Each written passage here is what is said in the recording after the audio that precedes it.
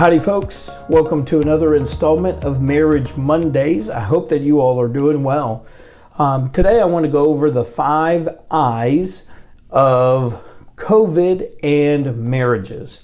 Now, you know what this has done to us, this pandemic, just thrown things way out of whack for all of us as it relates to, our marriages, our kids, our work, and really just day-to-day things. And so, the impact that it's had, we've seen have really been challenging for us. And, it's no different for our marriage. And so, one of the things, like I said, we're talking about the 5 I's. And so what are those I's? And the first I is intensity, or intensifying the situation. And what I mean by that is, both physical as well as emotional. Much like a pressure cooker, we have been asked to really bottle certain things up, and if not addressed, it has continued to build and to build and to build. And at some point, that pressure cooker has to let off steam, and that could occur at the most inopportune times. And so that's what I mean by intensity, or intensifying emotions, because it continues to build if unaddressed. The second thing is we've been ignoring, our spouse during some of this, and oftentimes what we think is, if we ignore the situation, or if we ignore the fault, or if we ignore, whatever it is that's causing the conflict, then maybe it'll go away. Well, guess what? Instead of ignoring it and it getting resolved, ignoring it again leads to intensification of emotions. Now, we talked about intensifying the emotions and pressures. We talked about ignoring the problem. And the third thing is isolation, or isolating yourself from the situation. And this kind of stems off of the whole ignoring and pretending and hoping that the conflict will go away, and that doesn't happen. And so now we've got to isolating, and this is what we do. We physically separate from one another, thinking that might do some good. That compiles the situation, that compiles the emotional situation, and we become emotionally distant, obviously physically distant.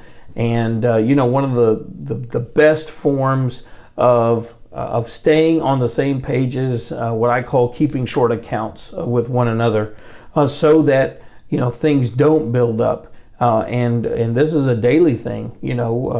Before you go to bed, Scripture says, don't go to sleep without resolving the situation, if at all possible. And so anyway, that's a helpful hint for us. Number 4 is identifying the root cause, or the root issue. This is not the time to start going over that list of things that your husband has screwed up over the last 10 years, or that your wife has screwed up over the last 10 years, and using this time to go over each and every single item on that list that you've had written down, that you haven't discussed or haven't brought before your spouse this entire time. So I would just say, let's work on the thing that is most relevant at this moment in time. What is the root cause of the issue? And then let's tackle that, because that will give us traction for how to address some of the other things that might be on the horizon for us. So be very specific whenever you identify the problem. And then, of course, we always say, if you need help, get help. There is nothing wrong with asking for help when it's outside of your expertise, or it's outside of your ability to resolve the issue. There's great Christian counselors out there. There are great counseling centers out there to continue to help and to get us back on track whenever we need it. So don't ever feel like asking for help is a sign of weakness. As a matter of fact, we promote health and wellness with counselors and going through therapy to make sure that we are maintaining, a strong marriage and a healthy marriage and a healthy relationship one with another. And then I would say the last thing is this, it is inevitable that we're going to have conflicts and that we're going to have, struggles. So at this point in time, you're not the only one that is struggling. You are not the only couple that is struggling during this time.